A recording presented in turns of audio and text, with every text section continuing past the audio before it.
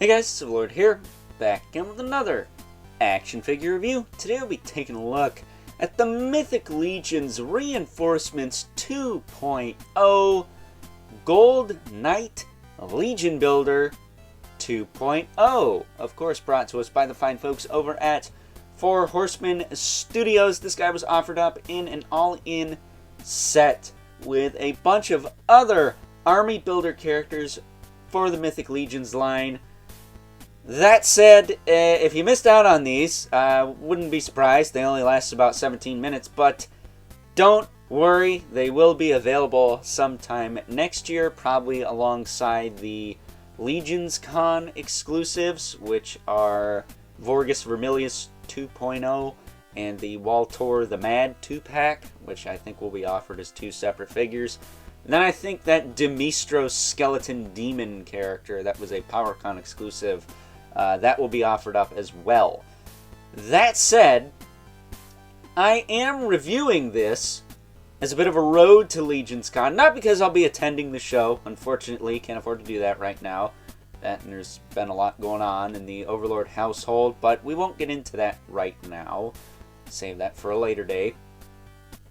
But for those of you going to Legions Con, just a heads up, they are going to have this wave available to purchase at the show. As far as I know, they are going to have Reinforcements 2.0 at Legions Con 2023, for those of you watching this in the future. So, yeah, figured why not review them the week of, kind of help celebrate the, what is it, 3rd annual Legions Con? 4th? I'm not sure which one it is at this point. And let you guys know that, hey, you can pick these up at the show if you are attending, that is. So, with that being said, let's cut right to the chase. Get into the meat and potatoes of this review. Take a look at the Gold Knight Legion Builder's accessory, starting off with an alternate head. This is, of course, the more bucket-style helmet, which is what I prefer. But to be honest with you, I would not mind throwing that gold helmet from the second Father Christmas, the green one, on this guy, since he is, in fact, a member of the Army of Laodiceus, which, if I'm not mistaken, the first one was from the Order of Aetheron, right? If I'm not mistaken, that's what he was originally. So, you know, the completionist in me wants that other one, but if that's the only difference, then, you know, buy a second one of this. I don't know. I think this one's a little better, if I'm being honest. I like the color gold more, and it's not going to cost you like 3 bills to buy it, so there are 2 good reasons right there. That said, as far as a weaponry, it's come with a sword. This is a standard sword. Seen that plenty of times. We also got the spear. Right there. And, of course, the shield. I do wish this did have the lion's head on it, maybe. But it is what it is. I will also say I wish the alternate helmets came with the little spike that you can put in the top. But we just get the plume. I guess that's fine. But feels like we could have got that spike. Especially if they're going to be charging a deluxe Legion Builder price point for some of these, we'll say, older reissued characters. Some of them feel like they're a little bit more worth it than others, but that's just the gamut when it comes to Mythic Legions. You know, when they do the All-Star waves, they'll throw some new stuff in there too now. And if you were at all involved with the last pre-order for an All-Star wave, you could definitely tell that one skeleton came with more than another skeleton. We'll just say that. Taking a closer look at the Gold Knight here. He's got your typical knight helmet there. Looks nice. He's got the plume, which is packaged separately, but yeah, what's the point of ripping the figure apart if you're just going to put it that way anyways? Put it together that way anyways, I should say. And then he's got the pauldrons. They move up and down. He's got a belt with the little slit in it. You can put the sword in there. But nice tight joints on this guy. Gotta tell you, his head's on a ball joint. Can swivel side to side there. If you move the shoulder pad out of the way, you get pretty good range out of the arms. I'll say these knights are pretty bulky and Don't have the best range ever, but I guess some of the newer knight sculpts from the Necronomicus wave, we're going to fix that. He does have forward and back. Single elbow with swivel, gauntlet swivel, wrist swivel. A little hindered there. There we go. Wrist swivel with a hinge. Pop that down. He's got the ball joint in the torso, but you're not going to get a whole lot out of that. Mostly just rotation. His hips kick forward and back. Out to the side, back down. He's got a thigh cut. Single knee. Swivel below the knee. Swivel at the foot. And a hinge in the foot with a rocker. So, and peg holes at the bottom of the feet. So if you got a stand, you can give him one. But yeah, man, really like this figure. Is it my favorite of the wave? Not really. He's pretty basic. I think once I throw that helmet on, I'll like him a little more. Of course, now I can't get the flippin' sword in there. Lay him down and try it that way. That always works. What the heck?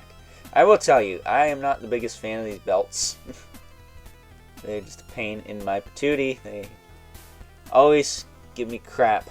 I'm trying to film a review here. There we go.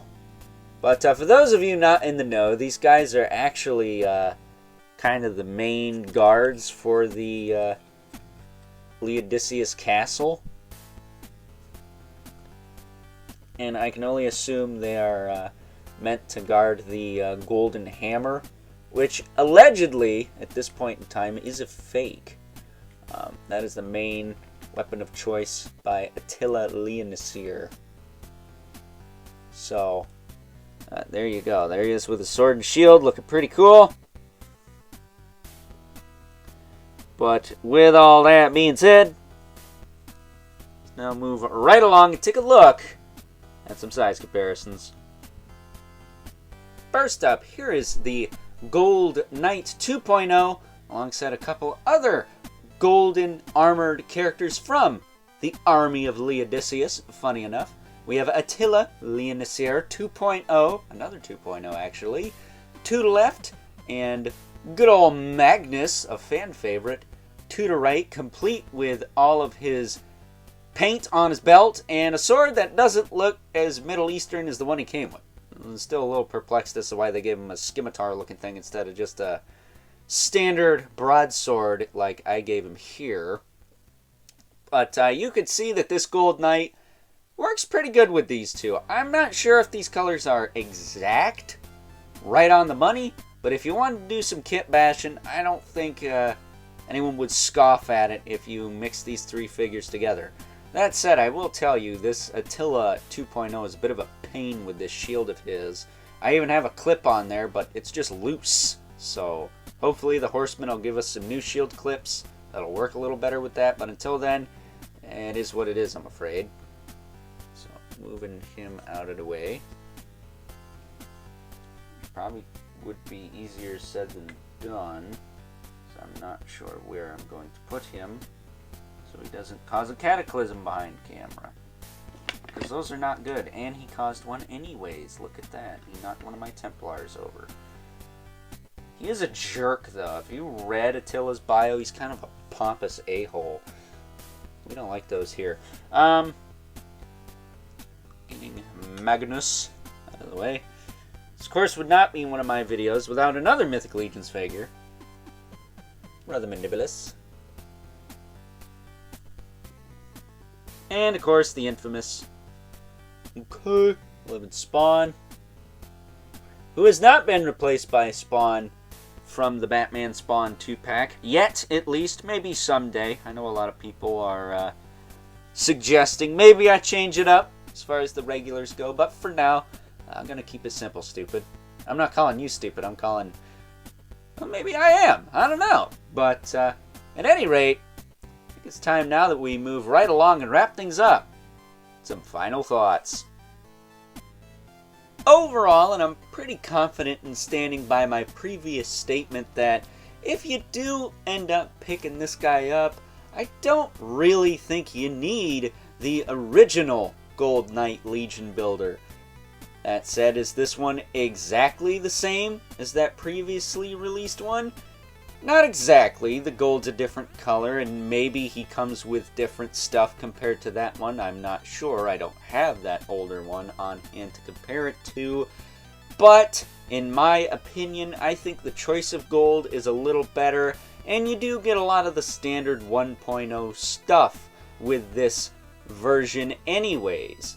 That said, I am looking forward to getting my green variant Father Christmas to try out the gold helmet that he comes with on this figure, because if this guy is a member of the army of Laodiceus, I think that helmet is much more befitting of this character than the ones he comes packaged with, although those are nice too. Definitely nothing to scoff at. So, with that being said, I hope you guys enjoyed this review. Until next time, I'll catch you guys later.